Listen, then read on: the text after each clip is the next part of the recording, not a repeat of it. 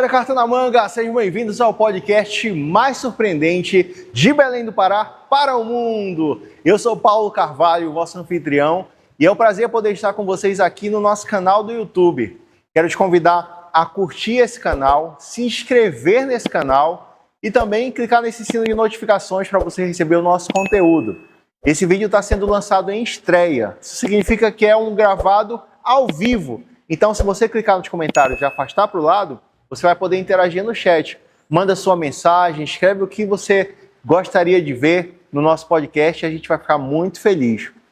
Eu estou aqui ao meu lado esquerdo, nós temos a Ednúzia Queiroz fazendo a parte de interpretação em Libras e também para acessibilidade, para você que está apenas nos ouvindo, eu estou sentado junto com a nossa convidada. No vídeo, eu estou do seu lado esquerdo.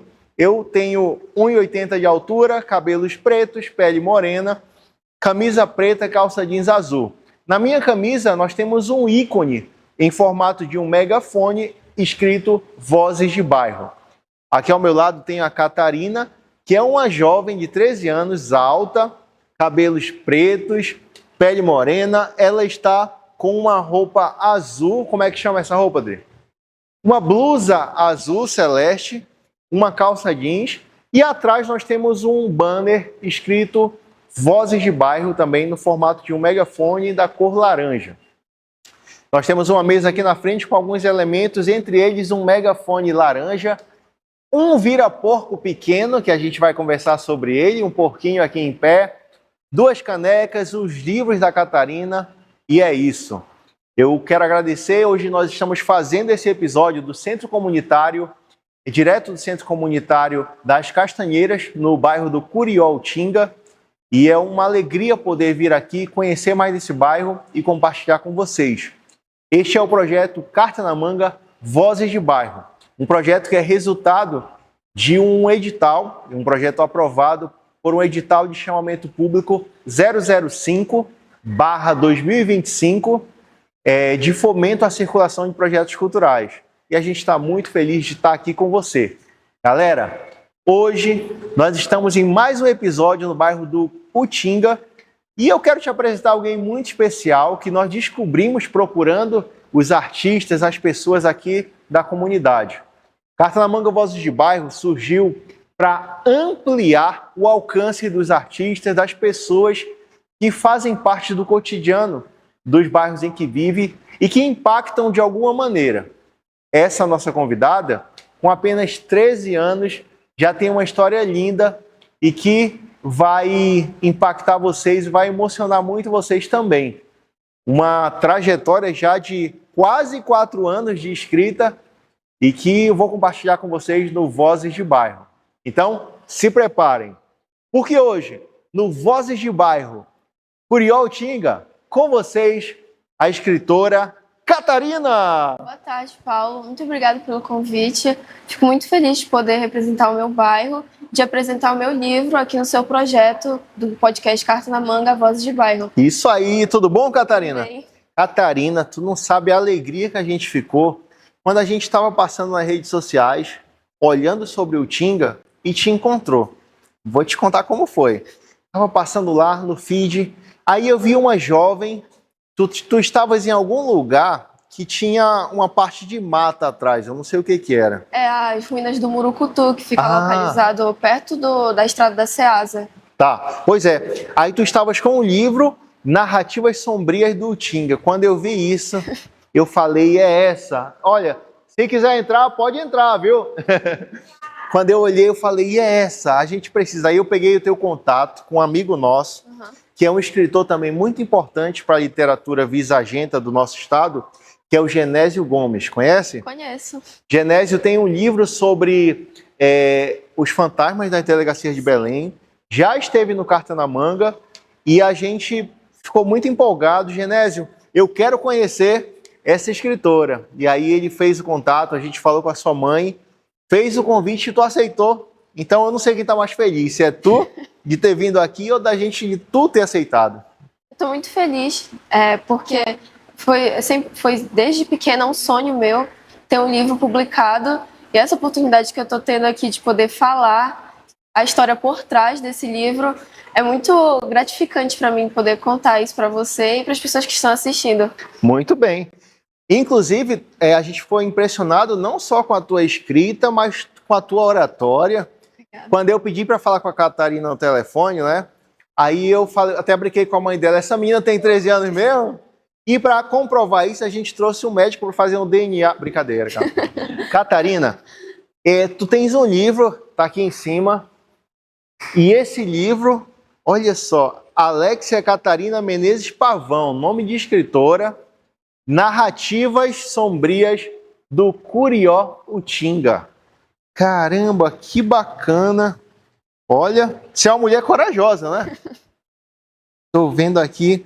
Mas, Catarina, antes da gente começar a falar sobre as histórias, sobre tudo que tu levantou aqui do bairro Tinga, quero saber primeiro de ti.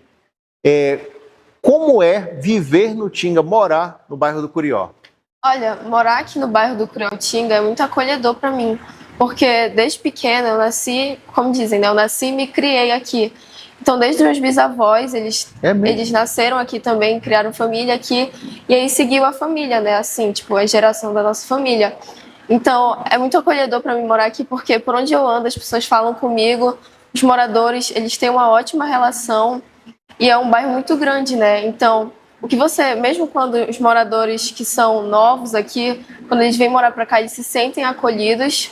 Tem o grande marco do bairro, que é o Parque do Tinga. Sim. E ao lado dele tem uma praça, que nessa praça tem umas vendas de comida, assim, que isso acolhe cada vez mais os moradores.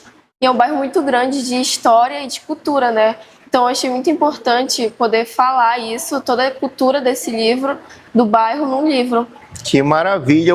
Para quem está assistindo de fora, depois pesquisa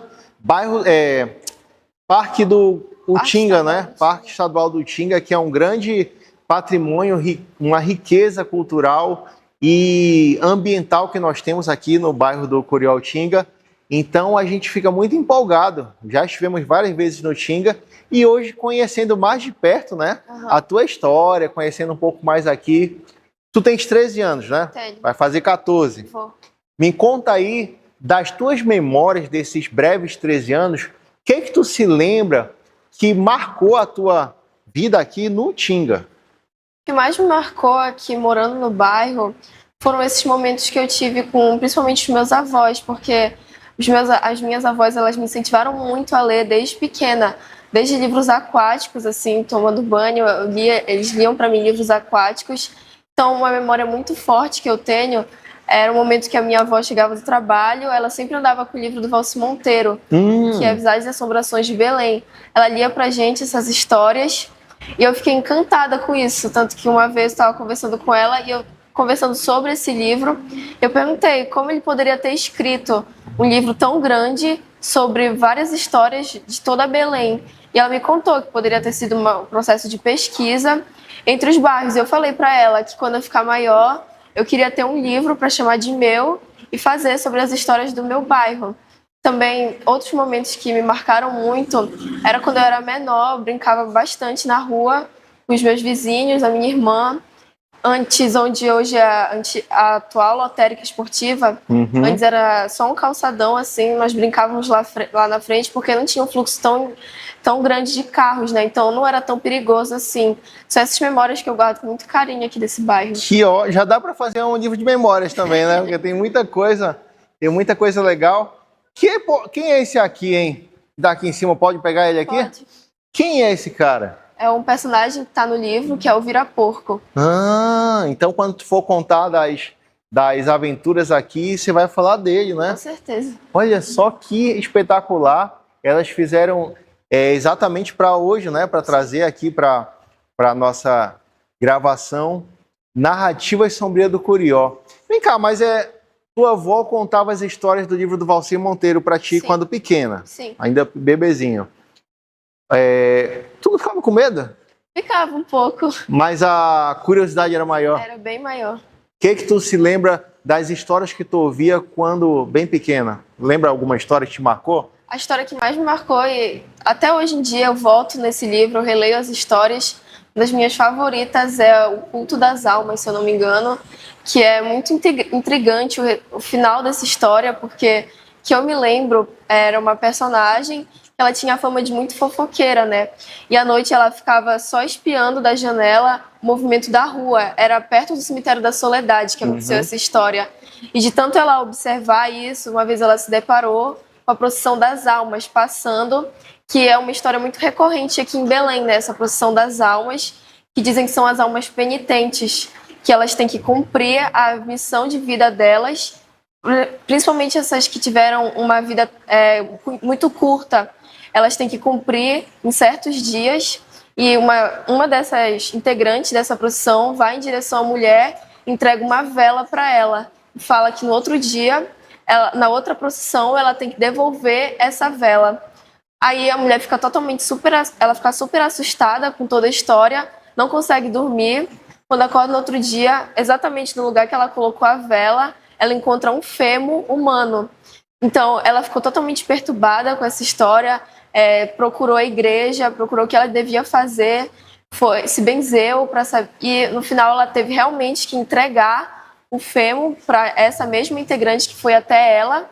E ela falou: a lição de vida que essa integrante deu para ela foi que ela não tinha que se meter na vida dos outros. Caramba! Então foi uma história que me marcou muito e é uma das minhas favoritas. E aí, desde então, tu nunca recebeu vela de ninguém. Eras, que legal, que legal.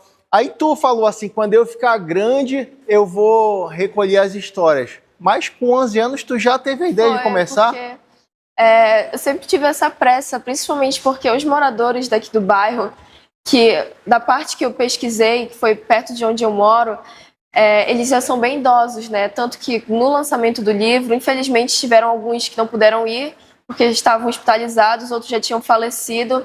Então a gente teve essa pressa de ir logo atrás dessas histórias para essa memória não ser perdida, né? E mesmo esses moradores que a gente não conseguiu as histórias, outras pessoas da família conseguiram entregar essa história, eu consegui escutar deles. Então foi muito importante para mim. Tu chegou com os teus pais e falou dessa ideia, que tu queria fazer essa investigação? Como foi isso? Como é que surgiu? Primeiro foi com a minha avó e ela deu total apoio, né, para eu conseguir fazer isso. A tua avó que tá aqui ou é outra avó? A minha outra avó, tá. Mas essa também. Deu muito apoio. Depois eu falei para os meus pais e aí depois toda a família já ficou sabendo dessa ideia. Só que passou um tempo, essa história ficou toda só num papel.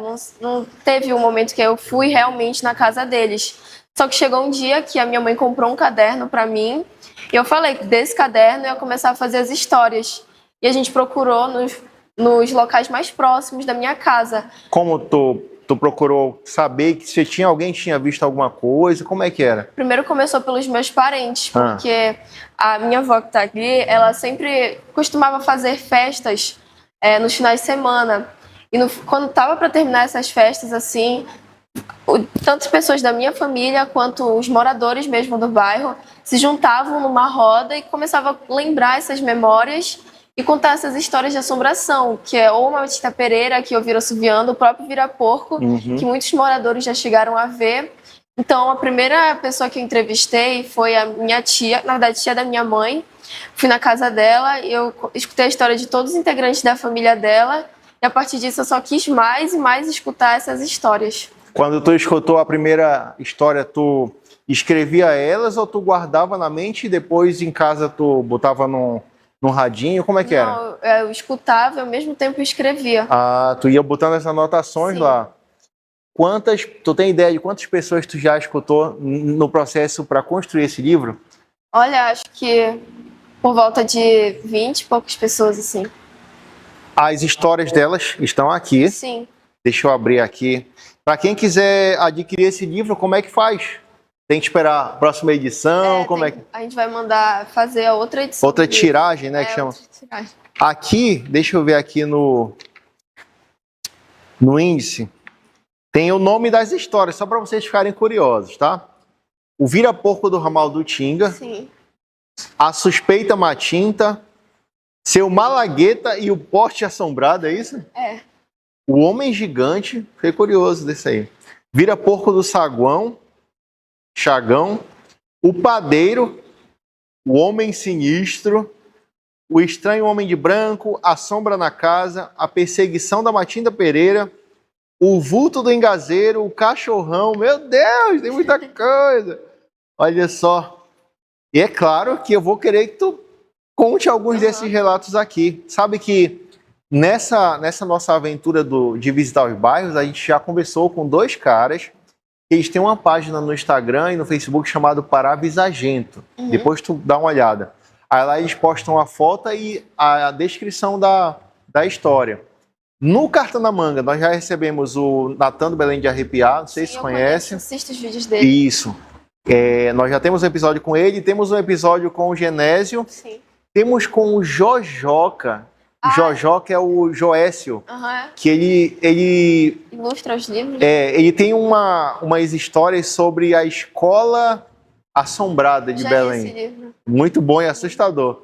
Então, a gente tem, o Carta na Manga tem muito essa paixão. E tem também os jovens que são adolescentes também, de Igarapé Miri, que é o Anima Lendas. Sim. Depois tu dá uma olhada lá na nossa playlist. A gente gosta muito desses assuntos e é por isso que a gente está aqui. Então, que negócio é esse do Homem Gigante? Olha, o Homem Gigante foi a primeira história que eu escutei. Foi? Foi. E ela acontece assim, porque na parte que eu pesquisei do bairro, muita parte do Curió em si, antigamente, era só rodeada de mato, né? Não é como é hoje em dia. Então, essas aparições eram mais recorrentes por conta da atmosfera, né? Principalmente à noite.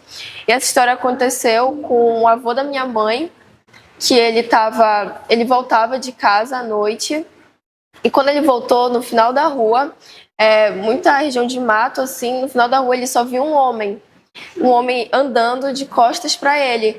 E ele ficou assustado porque era praticamente de madrugada que aquilo estava acontecendo. E a primeira ideia que veio na cabeça dele é que poderia ter sido um ladrão. E ele andava sempre, podemos dizer, armado de uma peixeira, que é uma faca. E ele perguntou o que ele estava fazendo lá, quem era ele, e que se ele não respondesse, ele ia dar uma peixeirada, né? Ia dar uma facada nele. Só que o homem foi cada vez mais se distanciando, e a cada vez que ele mais se distanciava, ele aumentava de tamanho, a ponto dele ficar do tamanho do poste. Caramba. Ele ficou totalmente desesperado com isso, saiu correndo para dentro de casa. Essa história. Muito boa, muito boa. O Homem Gigante, que mais que tem no livro aqui? Tu falou do Vira-Porco. A história do Vira-Porco, eu achei ela muito interessante porque não foi só uma pessoa que me contou. Isso aconteceu com vários moradores, tanto a minha avó que está ali, ela chegou a ver esse Vira-Porco. E acontece sempre assim, à noite, quando as pessoas estão sozinhas, geralmente na rua, andando, ele aparece para as pessoas. A história que é uma das que está aí, que é do Vira-Porco do Ramal, do Tinga, aconteceu que um dos moradores, que é o seu Abraão, ele voltava de uma festa de seresta, que acontecia aqui no bairro, né? Quando ele voltou dessa festa, ele só viu um porco. Não, ele viu um morador do bairro, que era apelidado de Careca, e o Careca já tinha uma fama de virar porco. E ele não gostava disso, né? Obviamente, não gostava que chamavam ele assim. E o Careca começou a seguir ele. Ele ficou com medo disso, porque já estava meia-noite, e se lembrou dessa fama dele. De repente, ele começou a correr. E assim que ele corre, ele olha para trás, ele só vê o porco gigante acompanhando ele. E quando ele chega, entra num beco, que é denominado Beco dos Pretos. Chega lá no final, ele olha, tá o Careca de frente para ele, com uma feição de raiva. E depois dessa história, aí mesmo que a fama se intensificou. E dessas outras pessoas que aconteceram, é praticamente a mesma situação. A minha avó, ela voltava do trabalho, ela se depara com um porco. A outra moça que me contou a história, ela foi socorrer uma mulher que precisava de ajuda à noite e entrou num chagão para ter acesso à casa e encontra o porco. Então, são histórias bem recorrentes entre os moradores de antigamente do bairro. O Vira-Porco. Eu vi que tem uns desenhos aqui, vai me dizer que esse desenho foi tu que fez também? Foi eu que fiz. Caramba, eu vou bater uma foto aqui, que aí quando a gente for editar o vídeo, aí vai aparecer os desenhos que você fez. Olha, que legal. Você é meio criativo, hein? Olha só. Ah, tem a matinta. Tem o porco aqui, deve ser o porco que você contou, ó. Isso aí. Caramba. Que mais? Que mais que tem nesse livro que tu pode compartilhar com a gente? Muitas histórias de Matinta Pereira, né? Matinta Pereira. Ela é uma figura muito comum no imaginário popular amazônico e aqui no bairro não é diferente, né? A minha avó me contou a história que era uma senhora que ela tinha essa fama de virar Matinta Pereira. Tanto que ela possuía um filho, né? E ela era totalmente ciumenta com esse filho. E essa fama dela se transformar à noite em Matinta Pereira era mais pela aparência dela, né? Que ela era uma senhora, de cabelos bem bagunçados. E à noite eles escutavam esses assovios e muitos acreditavam ser ela que possuía esse fado de ser Matinta Pereira. Outra história que, se eu não me engano, tem aí também é do o Seu Malagueta e a Matinta Pereira, algo assim, que o Seu Malagueta foi da minha tia Dolores, que ela já faleceu. Ela me contou essa história, que o Malagueta era o esposo dela, e no final de semana ele saía também com os amigos para beber. Certa vez ele chega alcoolizado em casa, e ele só vê a Matinta Pereira passando na frente da casa dele, assoviando.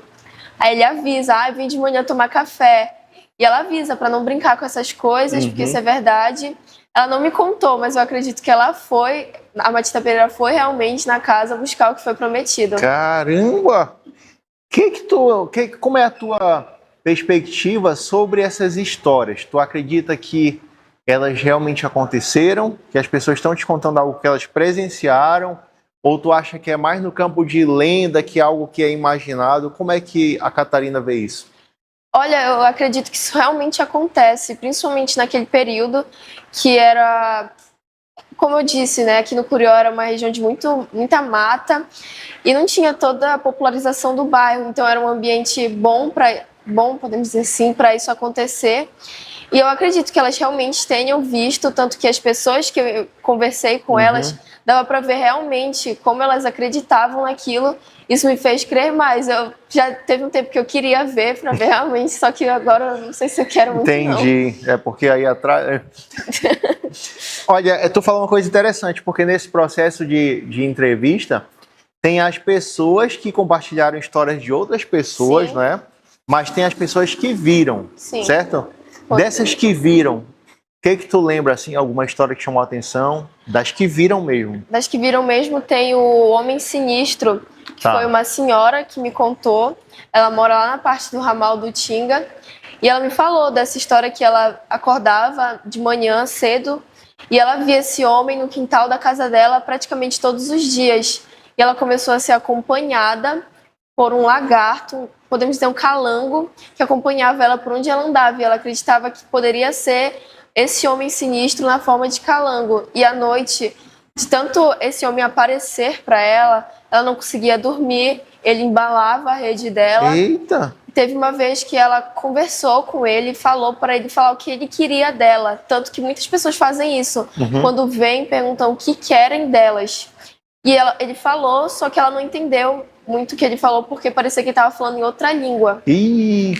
Aí passou um tempo, ele deixou de aparecer para ela, ela se mudou de casa, não, a casa foi reformada, só que teve uma noite que passou vários anos, ela estava dormindo e de novo a rede foi embalada e ele falou que ela não quis falar com ele e agora ele já estava muito longe.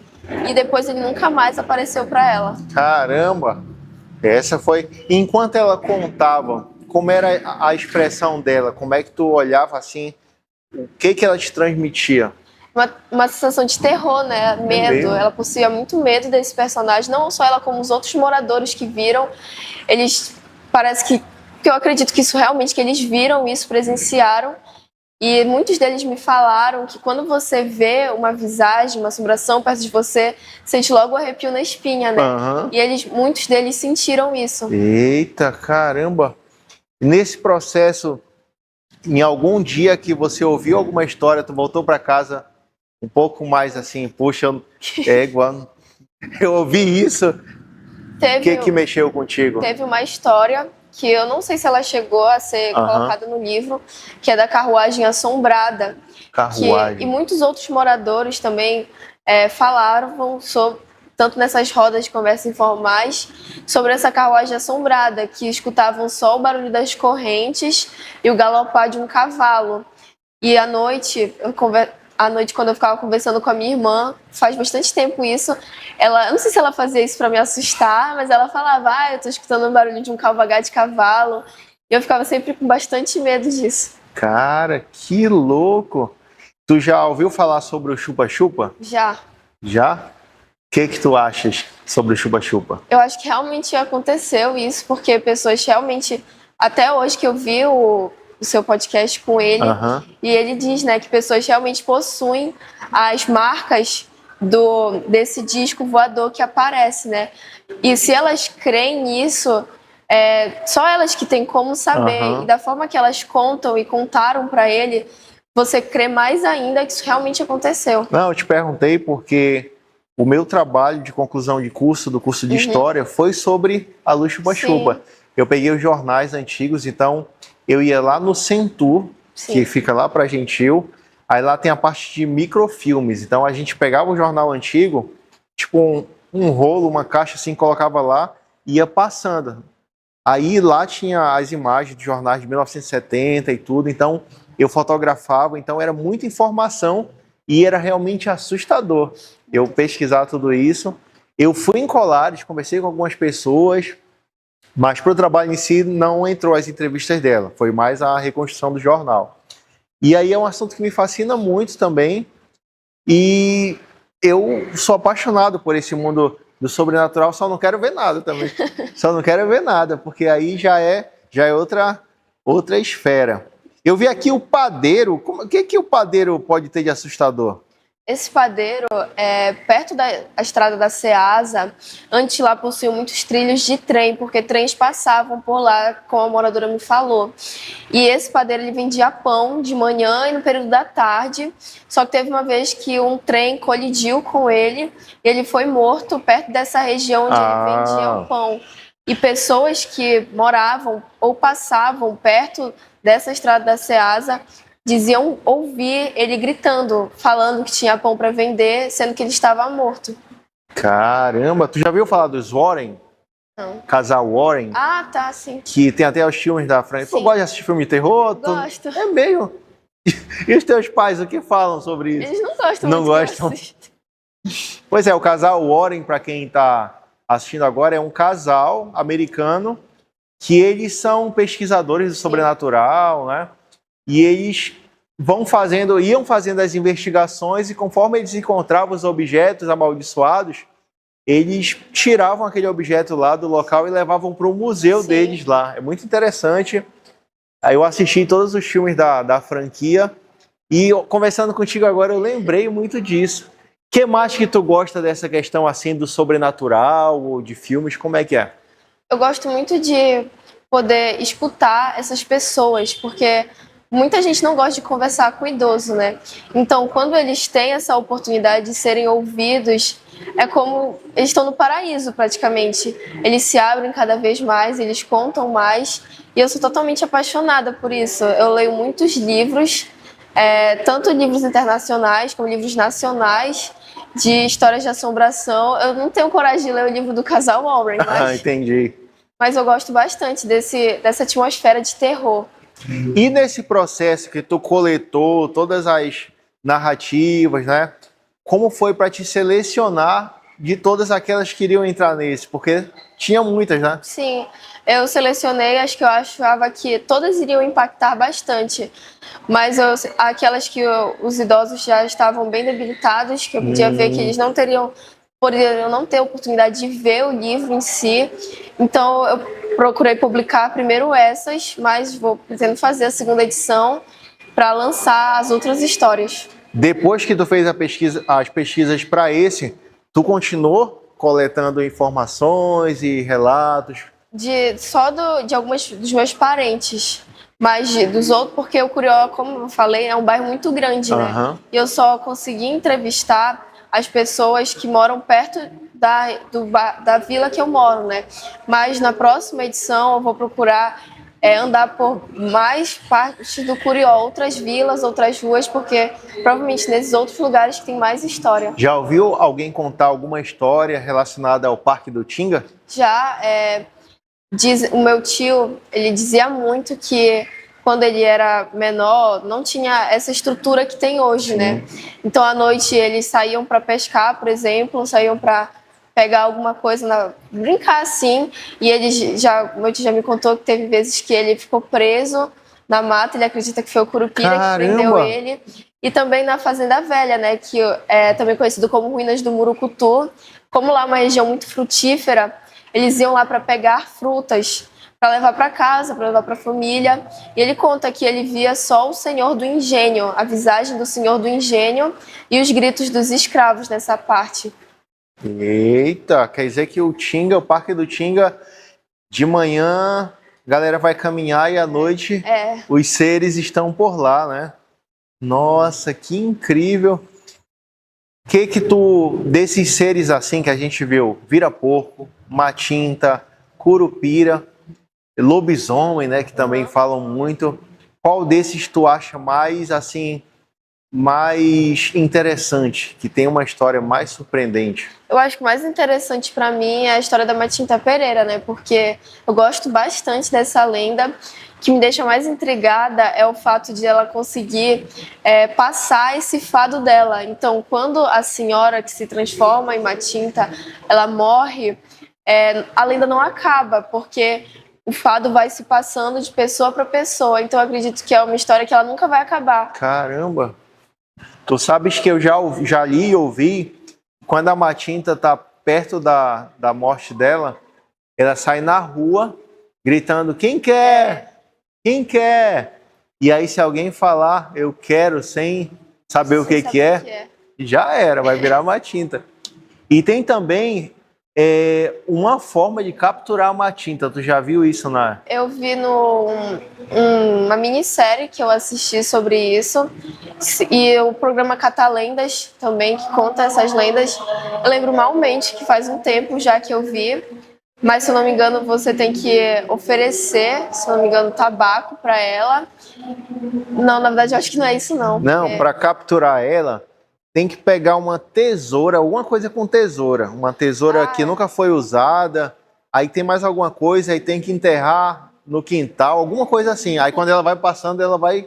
Inclusive isso é contado, agora que você falou, eu lembrei numa história do livro do Valci Monteiro, que é a Matinta Pereira do acampamento. Ah, é? Que ela aparece no acampamento para eles e eles conseguem capturar por essa forma. Caramba, o que faz com a Matinta depois que captura? Eles levaram ela pra delegacia. Prenderam a Matinta? Poxa, cara, tu tava falando aqui da Matinta, aí eu lembrei... Ah, pronto, lembrei. Catalendas. Sim. Catalendas já teve no Carta na Manga. Foi? Foi, a gente fez um episódio e é muito interessante porque eles usavam os bonecos para contar as lendas. Mas quando a gente posta o episódio, muita gente apareceu comentando que ficava assustado de ouvir as lendas contadas mesmo com os bonecos. Sim. Chegou a assistir Catalendas, sabe? Já, quando eu era pequena, eu assistia muito esse desenho com a minha irmã, com os meus primos também, eram meus passatempos favoritos. Assistir. Tu lembra alguma lenda que te marcou nessa época? Tem o Caso do Queijo, só que eu não lembro muito bem como ela tudo bem, tudo bem. Mas uma das que eu mais gosto é... Eu não lembro exatamente o nome, mas que acontece no cemitério da Soledade. E a moça do táxi? Não, é o... que tem uma das frases mais icônicas desse episódio, que é um pra mim, um pra ti, um pra eu. Que o moço passa na frente do cemitério e ele escuta dentro do cemitério, por trás dos muros, essa fala, um pra mim, um pra ti, um pra eu. E ele acredita que é Deus. Sim. Um pra ti, um pra mim, um pra eu. Ele acredita que é Deus e o demônio dividindo as almas. Eita! Só que na realidade são só dois moradores que estavam pegando as mangas do cemitério. Cara, que bacana! Pois é, o Catalendas já esteve lá. Tu acha que o Pará é um estado que tem muito essa questão, é um estado assombrado? Acho que tem muita história aqui no Pará. Como você falou do caso do Chupa-Chupa, que aconteceu em Colares, né? Também outras regiões daqui, porque como a região de muita mata, querendo ou não, essas assombrações, elas costumam aparecer, por exemplo, Curupira, Matinta Pereira, eles dizem residir nessa mata, e para lá eles vão para as cidades, assombrar as pessoas. Então, pelo fato de ser uma região de muita mata, tem a maior incidência. Entendi.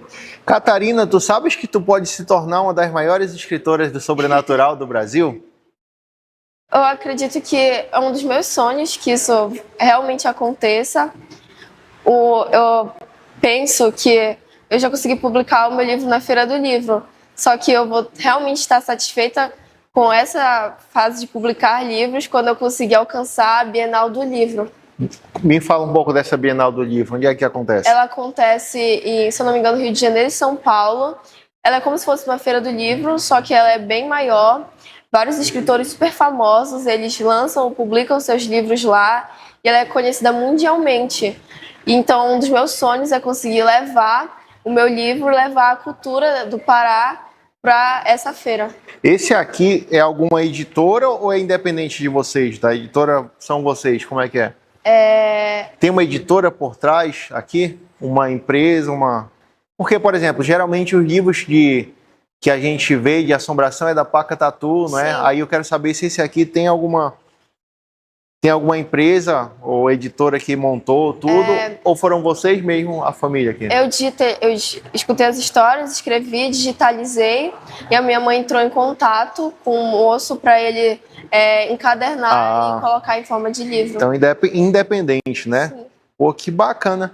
Tá, mas aí, uma coisa por vez, né? Primeiro tu começou lançando o livro e tu já começou lá na Feira do Livro, Panamazônica 2025. Como é que foi? Foi muito gratificante para mim, principalmente o fato de quando eu cheguei lá eu estava super ansiosa para as pessoas logo chegarem, e aí eu vi um escritor, principalmente vários escritores que eu admirava, eu vi eles lá, e as pessoas que eu escutei as histórias dela, algumas conseguiram ir lá. Foi muito bom para mim ver que tudo deu certo, que elas conseguiram ver, algumas conseguiram ver os livros e dar essa alegria para minha família também. Como é que era a reação deles quando chegavam e viam o livro pronto? Primeiro, os que te deram o testemunho, né? Eu acho que, na verdade, desses que não são da minha família, só uma conseguiu ir, que foi uma moradora, que foi a que contou a história do Homem Sinistro. Foi ela e as filhas dela. Então, ela ficou muito feliz e ela até se lembrou que, muito pequena, eu tinha ido na casa dela registrar essa história. E ela disse para mim que estava muito feliz que eu tinha conseguido publicar essa história. E eu fiquei muito feliz por ela ter essa memória dela, e não só dela, como dos outros moradores daqui do bairro, publicados no livro. E a reação dos teus pais quando viram o livro? Ficaram muito orgulhosos, principalmente a minha mãe e meu pai também, que eles estiveram comigo durante toda essa caminhada, por trás, para conseguir digitalizar o livro, a pressa, como eu falei, para fazer tudo isso. Então, quando tudo deu certo, foi um alívio, que realmente conseguimos fazer isso. E a Catarina, quando o livro chegou, a primeira leva de livro chegou, que tu pegou assim, tu viu que realmente aquele trabalho tinha se tornado realidade. Como é que tu sentiu? Eu fiquei muito emocionada, porque foi sempre um sonho meu, desde pequena, ter um livro para chamar de meu, falar que eu escrevi aquela história. Então foi muito bom ver que todo o esforço que eu tive teve resultado, que foi conseguir publicar ele no livro e trazer essa memória desses moradores e eternizar o bairro e as histórias e a cultura no livro. É muito bacana, Catarina. Antigamente as pessoas tinham esse costume de sentar na porta da casa. Sim. Nós conversamos sobre isso no episódio passado do Pará Avisagento, que eles transformaram essas rodas de conversa das portas para os grupos online, entendeu? Para as redes sociais. E esse resgate é muito bom. Eu quero saber como é que tu... Olha onde essa ideia te trouxe, né? Porque tu foi à Feira do Livro, tu estás aqui no Cartamanga Vozes de Bairro. Quando tu olha para trás e vê assim, né, essa trajetória, como é que tu se sente? Eu me sinto muito feliz, né? Porque tudo deu certo, eu consegui chegar agora, né, que nesse podcast, que é grande, né, tem bastante sucesso, e eu consegui trazer a minha história para cá. Maravilha. O Genésio, tu conheceu como? Genésio, eu conheci ele porque a minha avó, ela me deu um livro dele, E eu li bastante livros dele, e teve uma vez que eu fui na Flin, que é a feira de literatura lá de Mosqueiro, e ele estava na mesa dos autores, publicando um livro dele. E eu falei com a minha mãe, comentei, esse escritor eu conheço. E lá tinha a oportunidade de você falar com os escritores, fazer perguntas.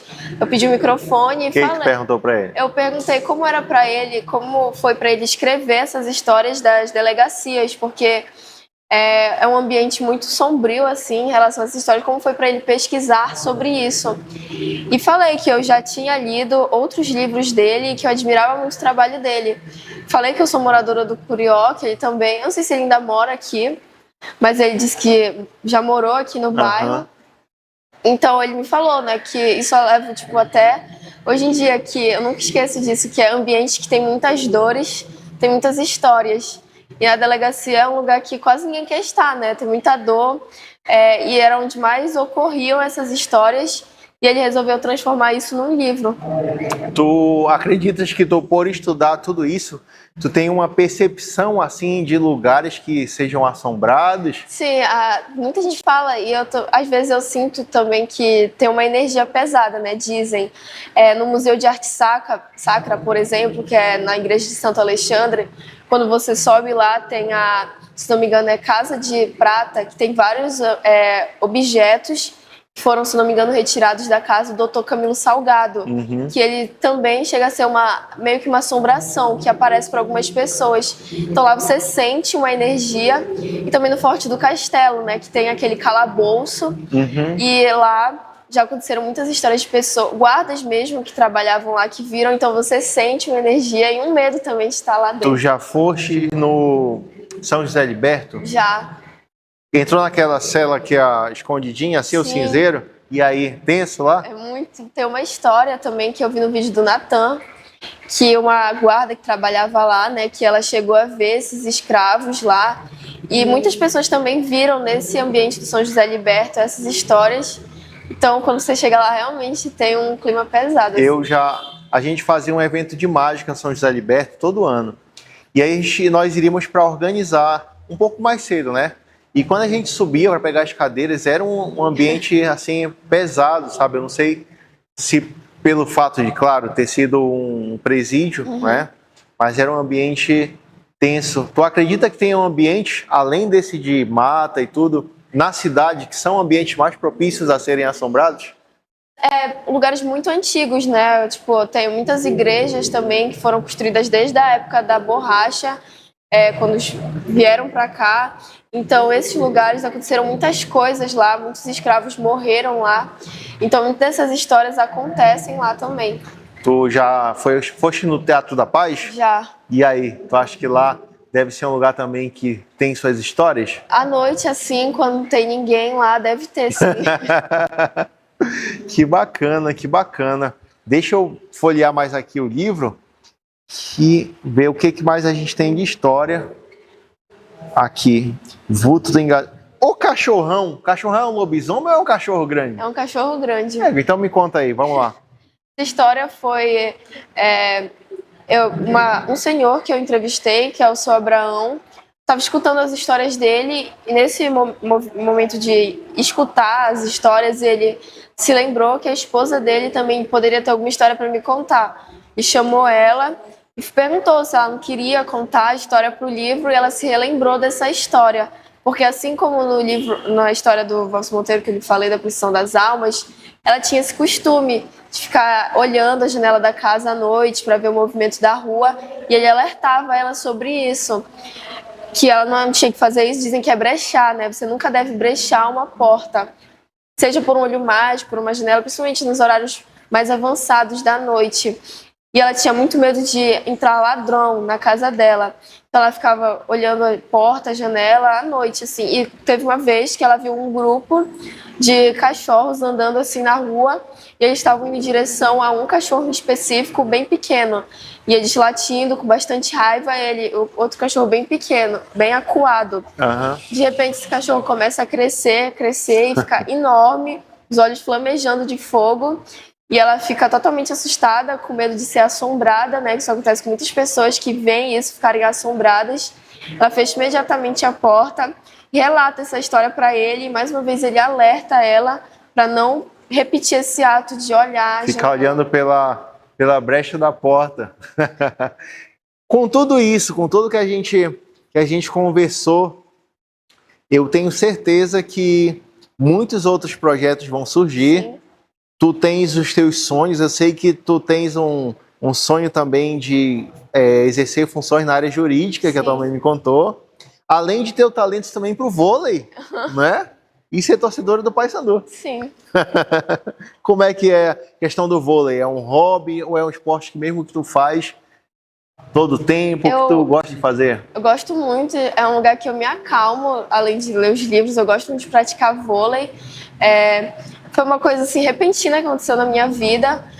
Me chamaram na escola para participar de uma roda de vôlei, eu fui, eu não jogava muito bem naquela época e eu parei. Aí de repente, assistindo TV com a minha irmã, assisti um jogo de vôlei, eu comecei a gostar daquilo, comecei a fazer vôlei no Clube Caça Zoom e depois de lá eu fui chamada para treinar na equipe da minha escola. Legal. E agora eu estou treinando lá também e eu pretendo competir em alguma Olha, assim. Show de bola. Eu já estou ficando com medo, já está escurecendo, eu já vou quase encerrar esse programa. Tu sabe que a gente deixou o teu programa mais para o final aqui para ter um clima, assim, para te contar as histórias. A gente realmente está muito feliz de ter estado contigo aqui, de estar contigo. E eu preparei uma surpresa para ti. O Carta na Manga é um podcast mágico. Então agora a gente trouxe uma mágica para fazer junto contigo. Tá bom. Topa? Top. É claro que como você é uma escritora sobre o sobrenatural, essa mágica vai ser sobrenatural. Tá bom. Tá bom? Catarina, eu tenho um livro aqui que é um livro com uma história sinistra, parecido com o teu, tá? Esse livro tem uma pequena porta, por onde nessa porta, nessa história, sai dedos de uma mão fantasmagórica, bem assim. Tá vendo os 3 objetos aqui que nós temos? Sim. Uma caneta, um relógio e uma chave, certo? Certo. Esse livro vai ficar o tempo todo aqui em cima da mesa. Para a gente fazer a nossa previsão, a nossa revelação, eu quero que tu agora escolha mentalmente um desses 3 objetos, tá? Tá bom. Caneta, relógio ou chave. Só que você não vai falar para ninguém por enquanto, tá? Eu quero que você mentalize eles, tá? E eu vou virar de costa, você vai pegar o livro, mostrar para o público o objeto, certo? Certo. Ok? E apontar com seu dedo o objeto que você vai escolher, que você mentalizou. Ok? Ok, Catarina? Ok. Tá. Baixa agora, fecha o livro, coloca aqui. Pronto. Pronto? Tu escolheu um objeto, Sim. mostrou para o público, e eu quero que a partir de agora tu comece a visualizar esse objeto na tua mente. Tá. Tenta me transmitir essa energia do objeto que você escolheu. Aqui está o livro, caneta, relógio e chave. Eu vou pegar a minha previsão aqui embaixo e já volto. Catarina, aqui eu tenho a minha previsão, o tempo todo vai ficar segura. Tá. No começo dessa mágica eu falei para vocês que era uma revelação. Então, aqui está o livro. Pela primeira vez, eu quero que tu fale o objeto que você mentalizou desse livro. A chave. Fala mais alto para eles ouvirem. A chave. Catarina, você me enviou essa energia e eu recebi aqui algo. Eu vou te mostrar, porque embaixo desse pano eu tenho uma previsão. Olha isso. Pode tirar essa foto de lá? A foto. Atenção. 3, 2, 1.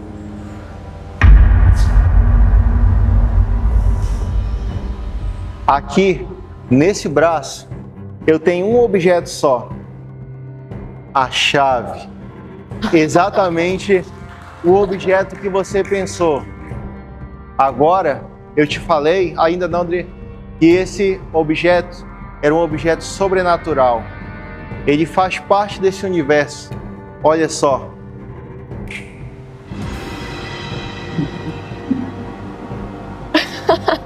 Em pé. Em pé, André. E agora, eu vou deixar bem aqui esta mão sinistra e vou mostrar para você que o tempo todo do livro eu te falei que tinha uma história. E eu vou passar aqui. A câmera vai me acompanhar bem de perto, porque você escolheu um objeto, Sim. a chave. E o tempo todo nessa história, olha para cá. Aquela mão vem em busca de um objeto e pega exatamente a chave. Caramba! De novo aqui, olha só, galera. Pega exatamente a chave. Essa foi a nossa mágica.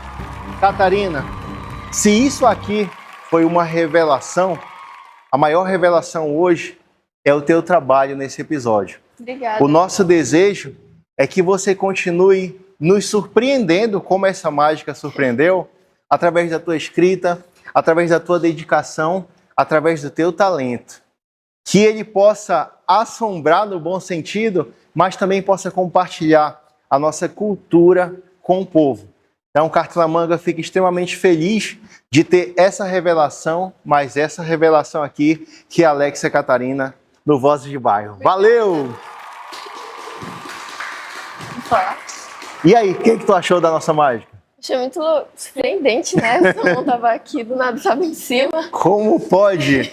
Catarina, quero que você deixe um recado para quem está te assistindo ali naquela câmera, para os jovens que muitas vezes têm os seus sonhos, não é?